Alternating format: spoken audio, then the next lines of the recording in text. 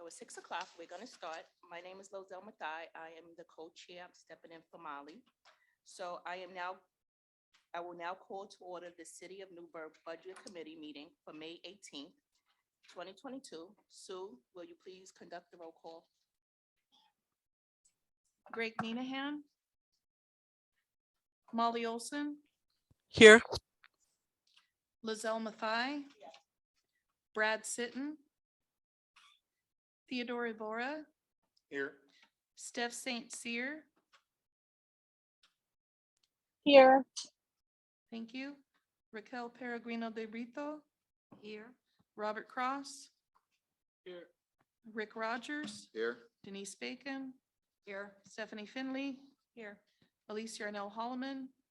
Here. Mike McBride. Here. Jefferson Mildenberger. Here. And Madam Chair, one seat on the Budget Committee is vacant due to the current vacancy in District 2. Okay, so the next thing on the agenda is the public hearing statement, the state share revenues. I will now open the public hearing on the use of the state revenue sharing. The purpose of this hearing is to provide the public with an opportunity to submit testimony concerning the possible use of the state revenue sharing funds for fiscal year 2022 and 2023.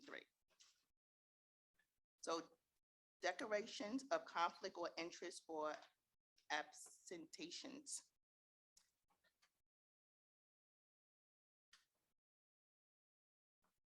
No? Okay, cool. So I will now turn it over to Katie for a staff presentation. Sue, can you put up one of the slides? So I have 3.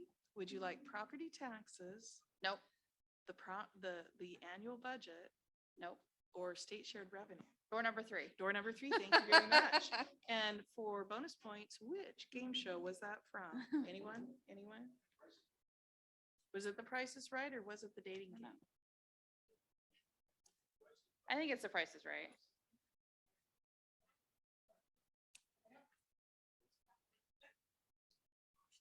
Yeah, you're both wrong. It's that. No, Yeah. Yeah. no. Yeah, Bob Barker. Let's make a deal. That's what it was. Good job, Denise.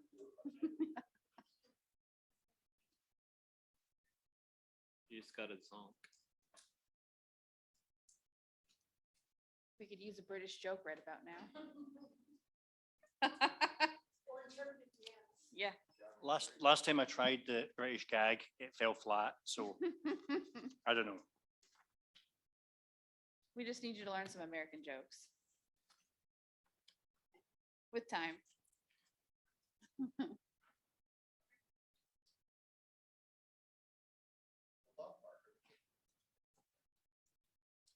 I think so. Exactly.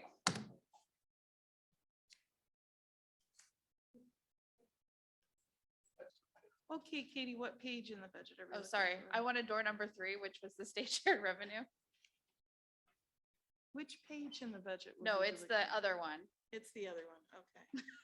Sorry, I was gonna give you bachelor number 5. I just sort of felt like that was in the air tonight and, gosh, I'm so proud of myself. I have my trifocals on that aren't my computer glasses, as you can tell. So I'm peering at the screen.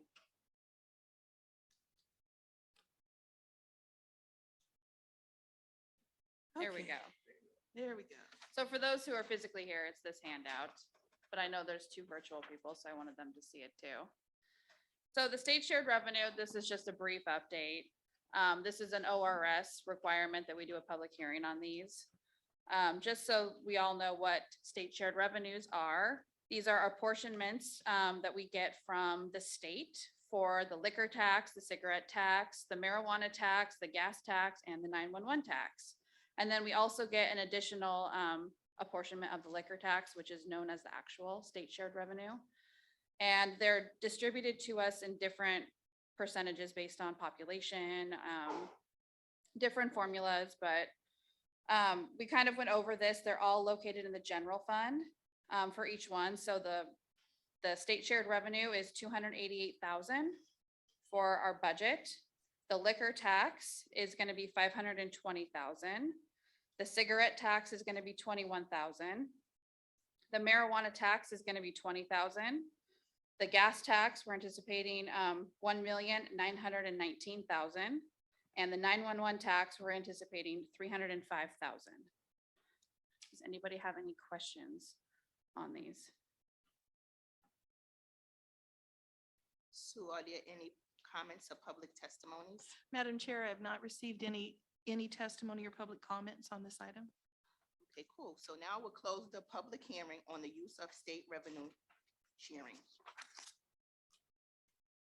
Are there any recommendations from staff? We recommend that you approve the state shared revenues as presented.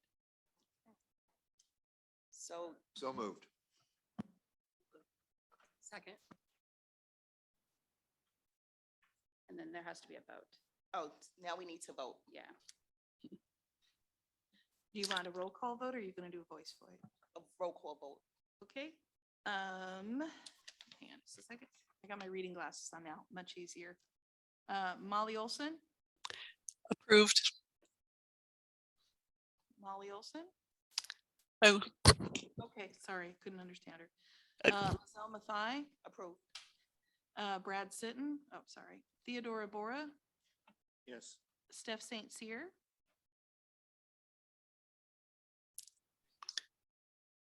I think you need to I'm come here. back. There you go. I'm here. Hello. You vote yes to approve the shared Sorry. state revenues Yeah, or no? thank you. Yes, thanks, sorry. Raquel Peregrino de Brito. Approved. Robert Cross, Approved. Rick Rogers, Yes. Stephanie, or Denise Bacon, Yes. Stephanie Finley, Yes. Counselor Yarnell Holloman, Yes. Mike McBride, Yes. Jefferson Mildenberger. Yes. Motion passes. Okay, so now we'll turn it over to the staff for fund presentations.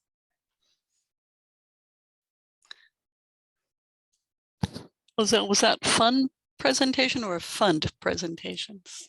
Or maybe A little of both? Both, right? Okay, A good, little of good, both, good. but quick.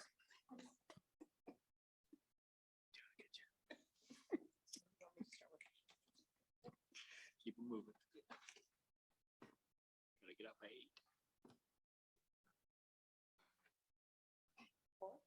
Sure. Right.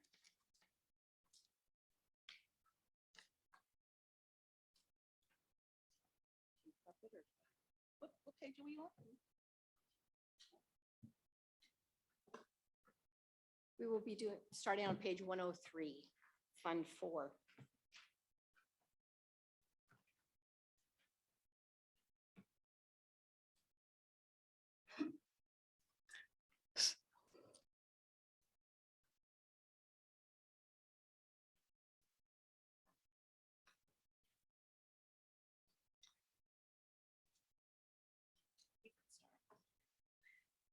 So good evening. I'm Karen Hoffman, and City Engineer, and I'm here tonight to talk to you about the Proprietary Capital Fund Projects Fund and the SDC funds after that. So Fund 4 is where the capital projects live for wastewater, water, and stormwater. One thing to keep in mind is these numbers change yearly, depending on where the project is, whether the project has been completed or is a brand new project. So you'll see big differences in the same project through the year, or one project that all of a sudden has money in this year but didn't in last year, or vice versa. So I thought I would just go through a couple of projects that changed considerably, or what I consider considerably, and then feel free to ask any questions about specific projects. So if we start with the wastewater projects,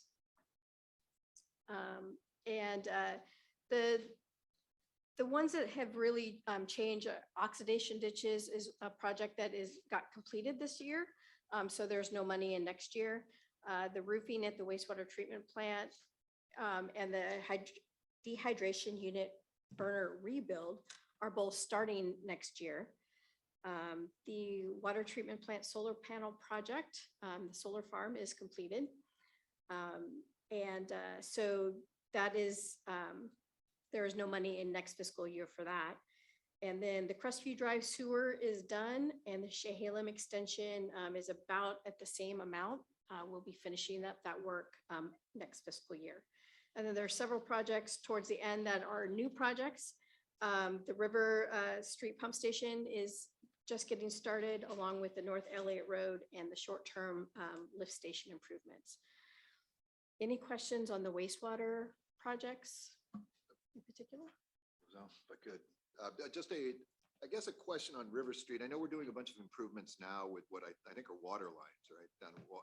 So how, and maybe how does that work with if we're going to do, significant improvements to River Street in the not too distant future? How does that work? So we aren't actually doing any construction of River Street itself. We are doing a River Street water line. And actually the council will see that in a couple of weeks for awarding that contract. But the River Street Pump Station is actually the riverfront area. It's really not on River Street.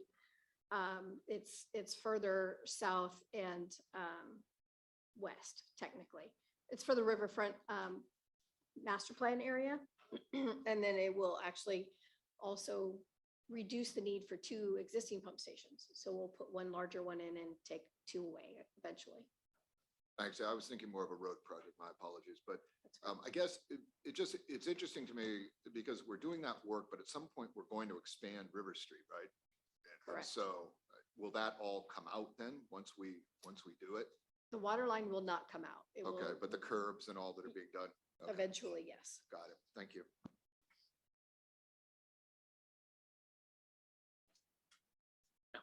What's the total cost of the Hess Creek project? I mean, are we expecting several more years of lining that or?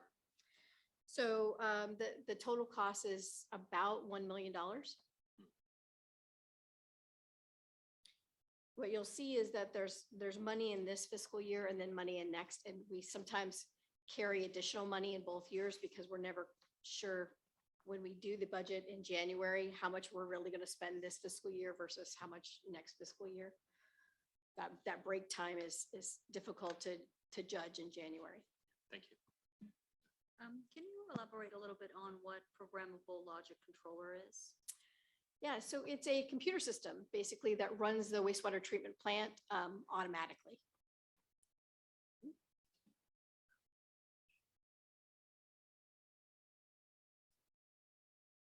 Yeah, Karen, this may be an unfair question, but so, we adopted 10.8 million last year. Any indication of how much of that's going to roll into this next budget year? Do you have even a rough idea? I don't. And one thing you'll notice is that there is a reserve for future projects, which is 5 million. And that money, if it's not spent, will also roll forward. That money actually had to move. So reserves are a different type of expenditure. They're not considered an operating expenditure. So that reserve money had to move into the actual fund. So like the wastewater fund and stuff into contingency. So that's kind of where those big differences are there. And then the money will get transferred in as we do the capital projects.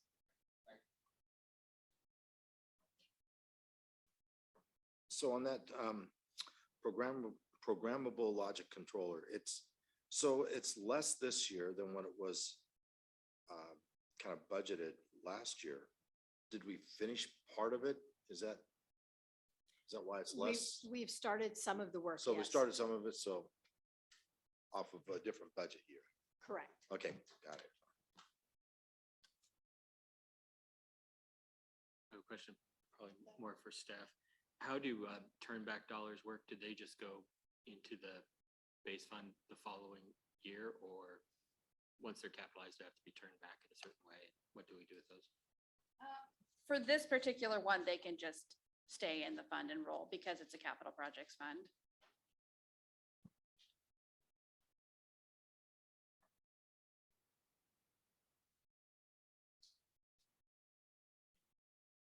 Of course, if there were 2-year budget cycles, some of these irregularities would be structurally evened out.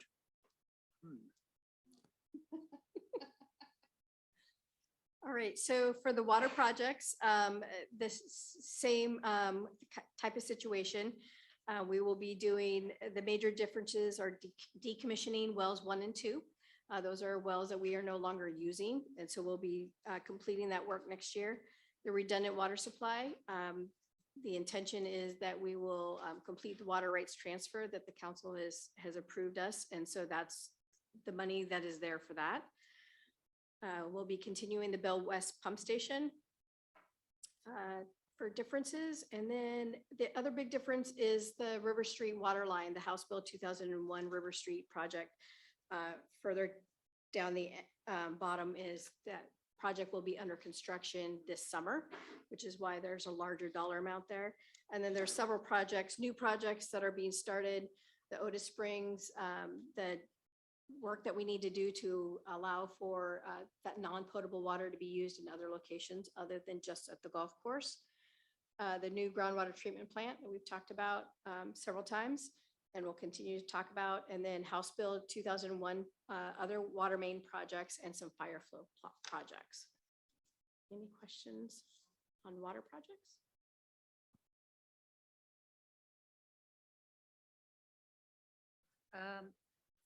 There are no funds reserved for water emergency supplies. Is it because we bought the water rights or? The water emergency supplies, the 707-911, is that the project you're talking about? Yes. That was actually a specific project. That was where we did the water, we did water pods that we distributed around the city in case something happened to our treatment plant, and those locations are places people could go throughout the city to obtain water, and that project is completed. Okay.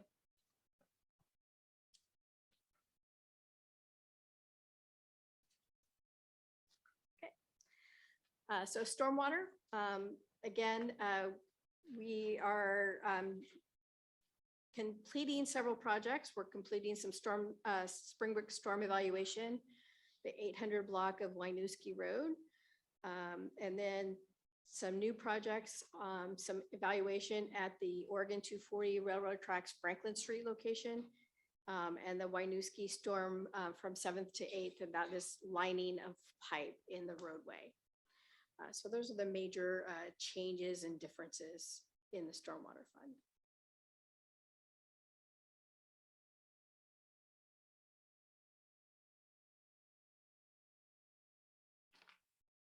Okay, if there's no questions there, we'll move to Fund 18, which is on page 83.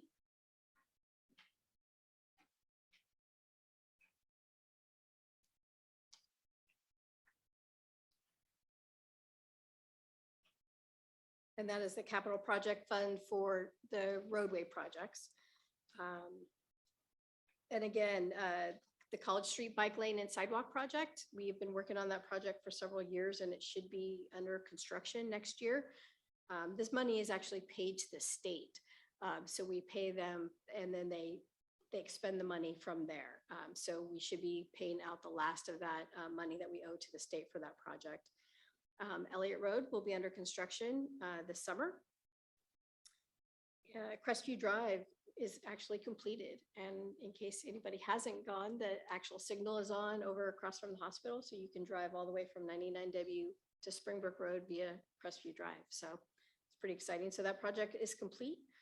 Safe Routes to School will be completing up next fiscal year. The Meridian Street ADA ramps is a project we actually got a grant from, and we are starting that work next week, and we'll be completing it this summer. And then the citywide pavement preservation, the TUF, that varies every year, just depending on which projects are next up on the list to complete. And with that, we are actually doing Bircher from 99W to Hayes and Sherman Street this coming up year.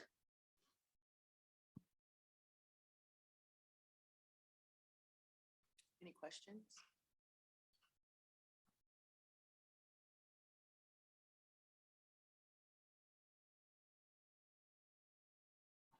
Okay, so I'm also talked about system development charges on page 108.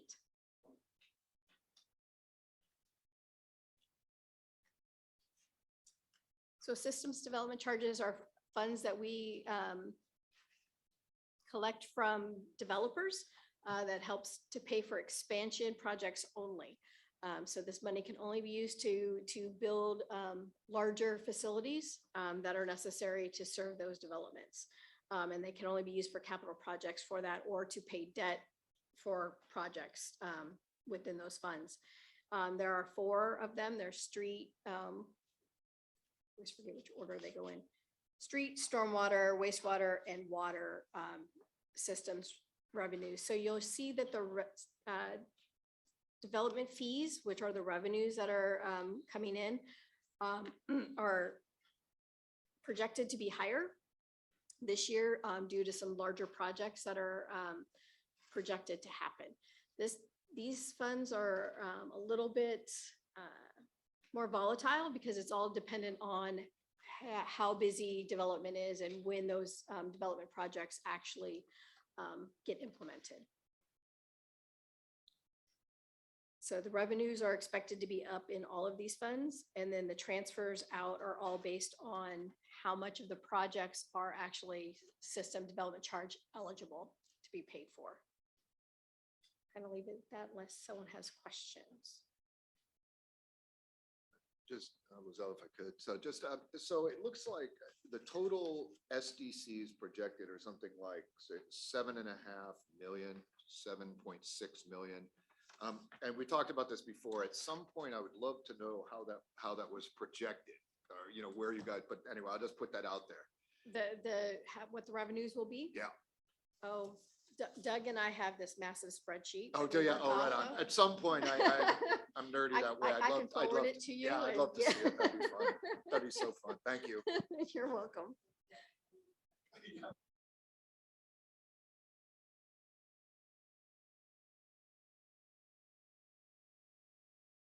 Probably need a bigger monitor. Oh, Mike, go ahead. Okay, so you made a comment that you can transfer funds out that are eligible, eligible for, I mean, if there are system development charges that are in there, you transfer them out to eligible to go into a different fund? Is that what you are talking about there? So all of the not all of the projects, most of the capital projects have a small portion of them or a large portion of, depending on the project, that is eligible to be paid for with system development charges. So it's whatever portion of the project is getting larger. So the River Street project that we talked about, currently there's a 6-inch line. We're going to be making it a 12-inch line. So that difference between a 6 and a 12-inch water pipe is eligible for system development charge funding. So what happens is we evaluate how many of the projects have that eligibility, and then we transfer the system development charge money back into the capital project funds. So if you were to look back at Fund 4, you will see in the resources, you'll see transfer in from water fund or wastewater fund, and you will also see a transfer in from the wastewater SDC fund. So it's those two projects, those two funding together that builds the other, the rest of the funding for that.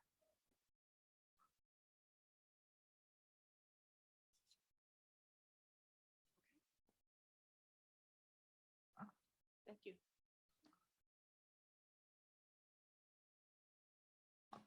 Okay, I will take over with the even better funds. So page 115 is the debt service fund.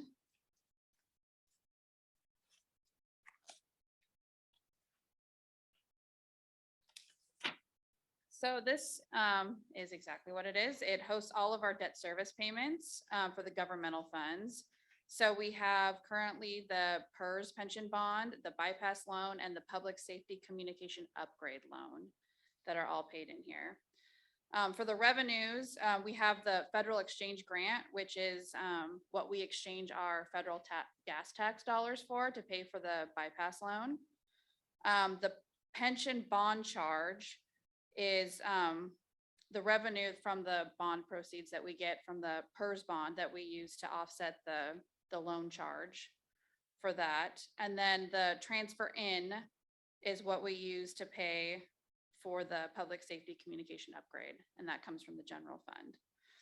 And then the principal and interest here are based off of the debt schedules that we receive. So these are the anticipated payments and interest that we're going to be making next fiscal year for these 3 debt payments. Does anybody have any questions on the debt service?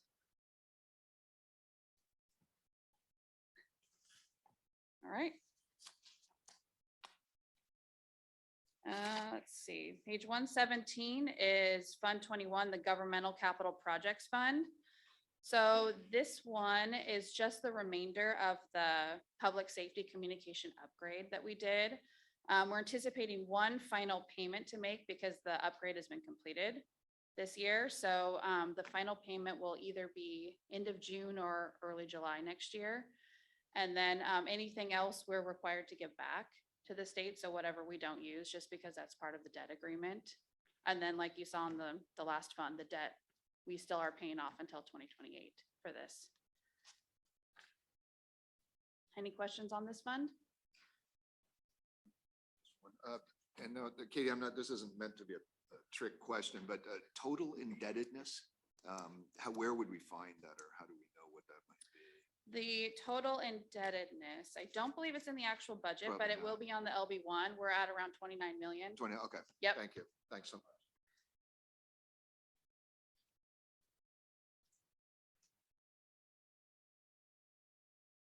Okay, so I'm just curious, 21 million, what was it like 3 or 4 years ago?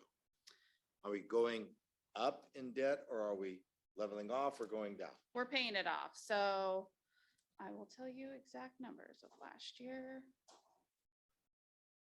Last year, we had a total of 32,169,000.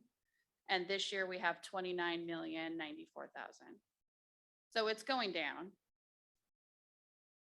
But there is a chunk of it still. And more to come with the water treatment plant.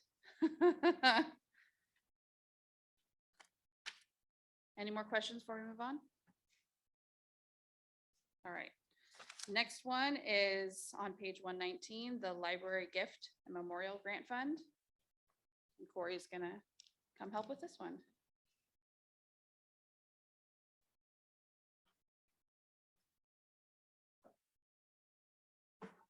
Hello. So this is Fund 22. These are library gifts and grants that come from outside the city.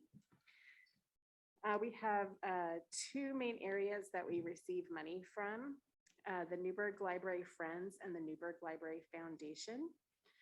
So this year, the Newberg Library Friends are funding updates that we need to historical frames, window frames at the library. We have some crumbling structure there, or rotting windowsills actually. And then also those are going toward the future of the atrium window replacements as well. And the Library Foundation is funding our library programming and including some funds that they've things that they've funded before, like the Growing Readers Program at Providence Newberg Medical Center too. So a significant change for this one is that we've separated out a Fund 22 capital outlay, and that will be where the Library Friends money will be, which is going to be for projects like fixing things up around the library, like the windowsills and the atrium as well. Are there any questions for me about that?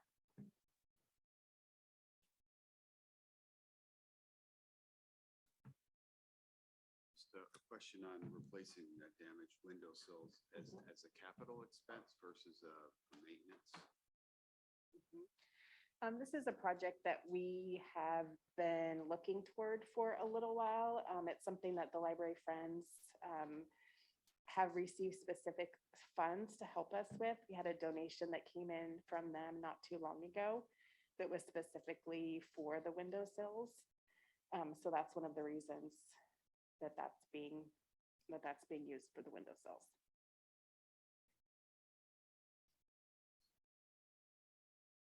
Seems unusual to be doing basic building maintenance in that way.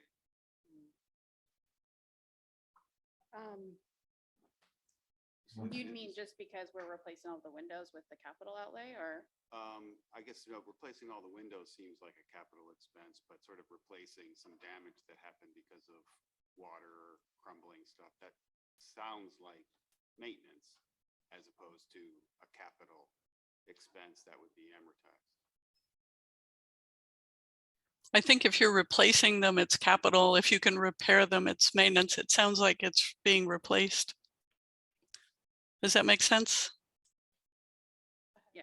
Did you want to say something? So one of the concerns, and Corey's kind of new to this, so I'm just going to lean in a little bit. One of the things that we're not certain about yet with these window frames is, are they going to require really quite an artisanal type of woodworker? Because we would like to somehow get the glass out, but put it back so it's in its original late 19th century construction method. So we're not sure, we're actually not sure how we're going to do that. So kind of hedging our bets a little bit. So is the question, should this be part of a capital so we could depreciate it, or is it because it should be maintenance? That's your question? Is it because the grant was very specific to, it was a restricted funding that said it has to be for the windows? So there was a grant that was recently received by the Library Friends that was very specifically for restoration of the library windowsills. It's somebody who cares very deeply for maintaining the historical look of the library. And that was something that she specifically also wanted to put money toward. If you may, it's coming from the Library Foundation. And I know here that in the last couple of years, they have not made any donations. Was this something that at least, or any, there's no revenue coming from them in the last couple of years? So that gives me to understand that this $28,000 is very, or is it the 15? I'm sorry. It's the 15 is for the window. My apologies. Okay, but I'm sorry. Go ahead. You go. But again, last year there was no funds, and this year there will be 15, that it was specific for the windows. So what happened for this year is that the funds for the Library Foundation and the Library Friends were put together. So this year they've been separated out. So we have a capital outlay fund that's being funded by the Library Friends. And their donations are going specifically toward building things like the atrium and like the windowsill, the grant that we received for the windowsill. Thank you for clarifying. I appreciate it.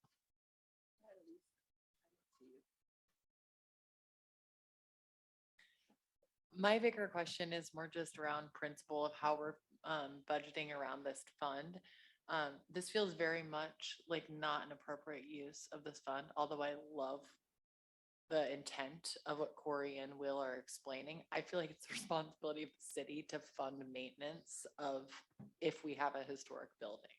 So I would love if the library could use that generous donor for something that's much more expansion of programs, additional services, operational hours, where I feel like it is a responsibility within our current budget for maintenance. And we do that. I think it was just because they had received something specific for the windows. But we are planning on spending, I think, $60,000 to fix this atrium out of the general fund. Did that answer your question? Not really.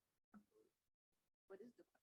My question, well, my question is why we're spending a grant fund from a generous donor on what I believe should be city maintenance. Well, I believe that Did the donor was very specify it was for the windows? exactly. So the donor gets to say what the money is for? Is that what's, you're Yes. questioning they shouldn't be able to do that? I'm not sure what your question is. Sorry.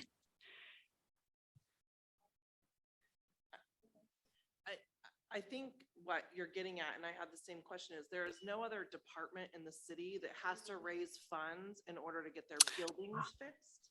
And that feels inequitable. So if something needed to happen at City Hall or those kinds of things, it would come out of a city budget rather than sort of a fund that is asking for outside donors. And I understand the specificity for the windows, but this fund has always rubbed me wrong in that it is the only department that is buying things for their department with money donated from outside of the city. And so I often wonder if they're not getting as much as they would be getting from the city budget because of this. fund. Thank you for clarifying. I wasn't clear. I think the police also have a foundation. Is that right? I think, Correct, correct. yeah.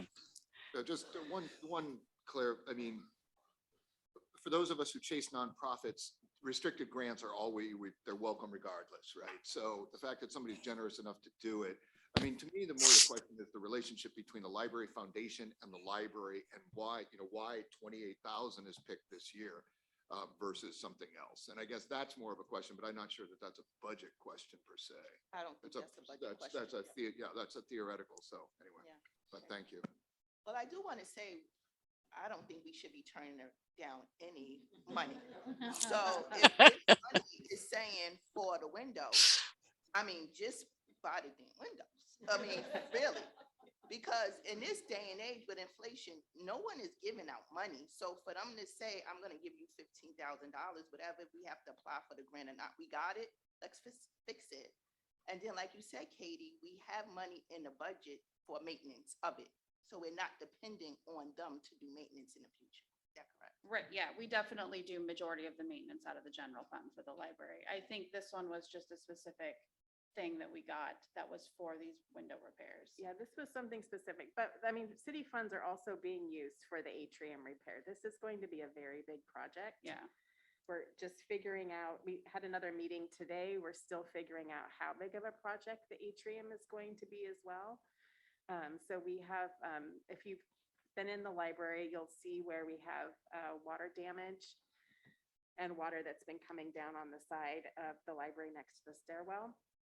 At one point during earlier this year, we actually had water coming down on the stairwell in a bucket in the middle, and we had to close the stairs for a couple of weeks too while repairs were being made.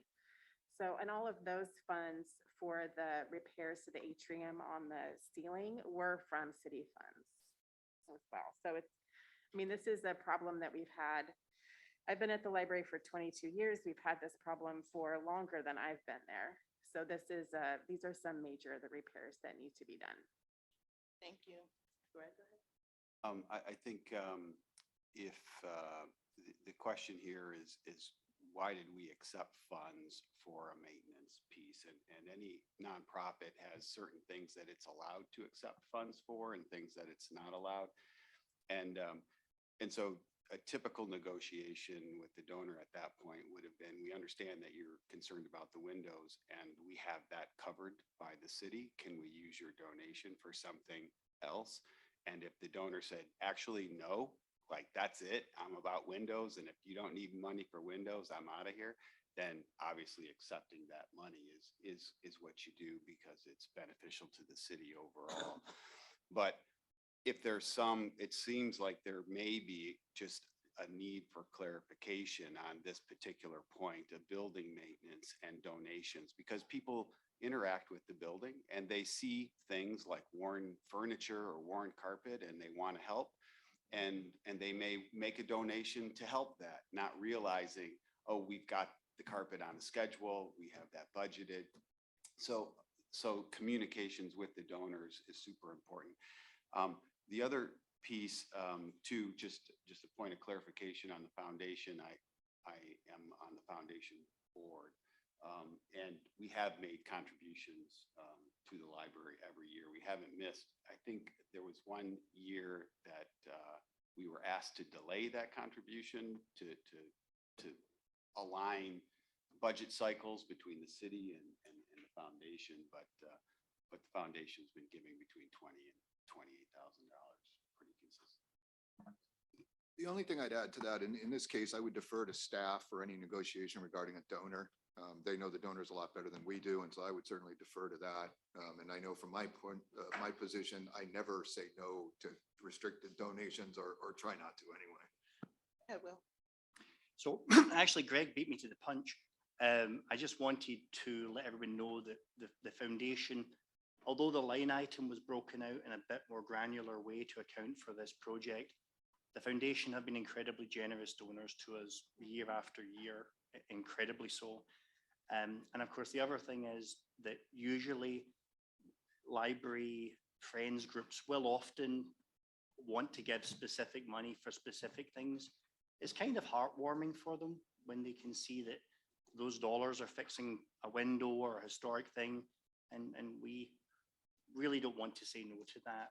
So, but we are going to maintain it on the city's dime.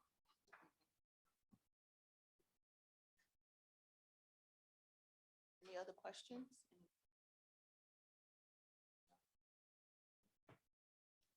Well, thank you. Thank you. Okay, last fund is on page 121, and that's our favorite one, ARPA.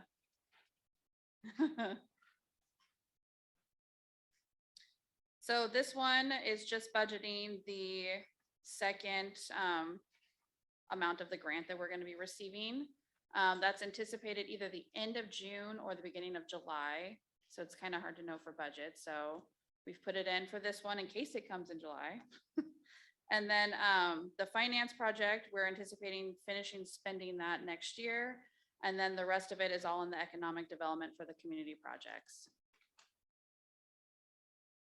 Any questions on this? All right. I think that is all of our fund presentations. Hey, Katie, just more of a comment. Uh-huh. At some point, not tonight, if some of the funds that we allocated are actually come back to the city because for whatever reason you can't get the MOU signed or the project falls through, you'll come back to probably city council with how that money is going to be moved into, I don't know, water or something that is large enough to absorb it. Yes, absolutely. I mean, we still have the 3 backup projects as well. Excellent. That they had voted on. So, yep. Okay. That is Okay. still very much on our radar. Thank you. So I'm going to open the floor to any general discussions on the budget. No? Okay, cool. So next, we're going to move on to motion to approve the budget. So I asked the committee, can we get a motion to approve the proposed budget as presented for fiscal year 2022 and 2023? So move. I didn't catch the second. Second. Thank you, Mike. Do a roll call or something? Okay, so Sue, can we do a roll call, please? Yep, I can't have Word open, so I'm doing the old school handwriting okay. there. Good thing my mom made me practice every day after school. She was an English teacher. Of course, she used to correct my letters home from college too and send them back. So, yeah, you know, she was special. Okay, this is motion number 2 to approve the budget. Greg Minahan.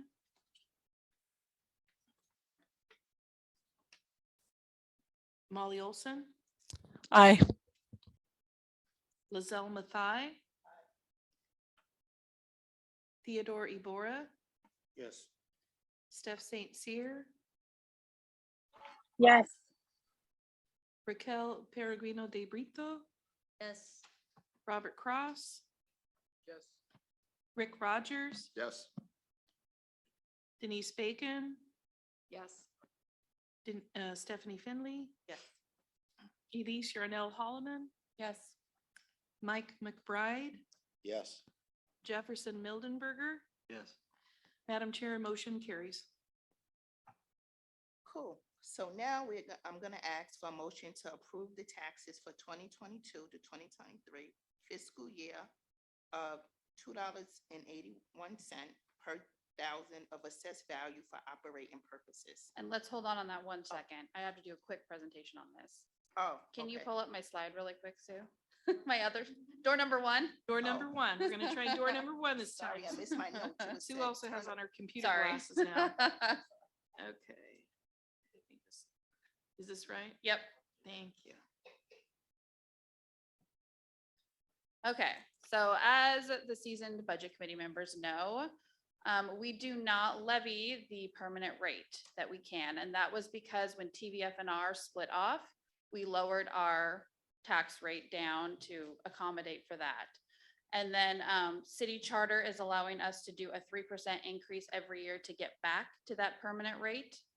So that is what I have proposed, is the 3% increase. So for an average home value of 300,000, that would be around $24 a year for the homeowner. Do we have any questions or discussion on this?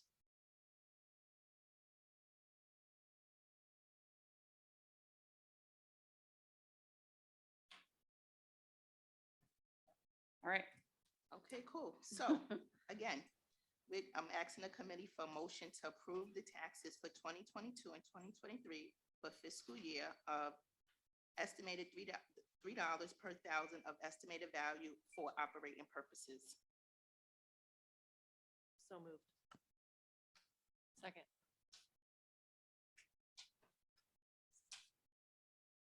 Okay.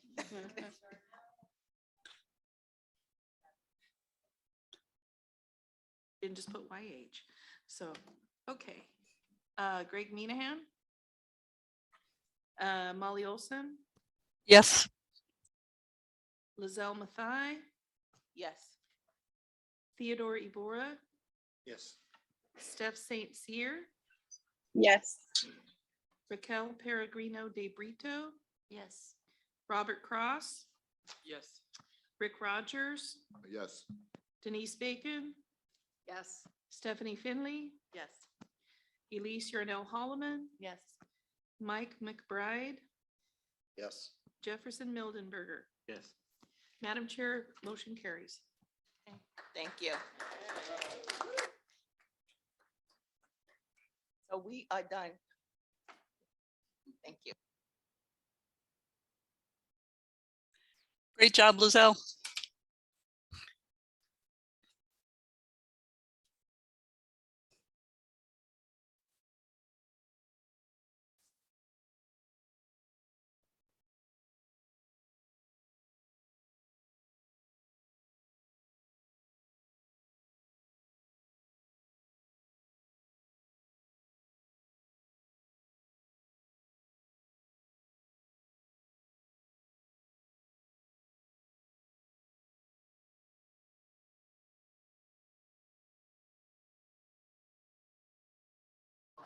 Please take leftover sandwiches home. We have plates over there if you want someone to carry it on.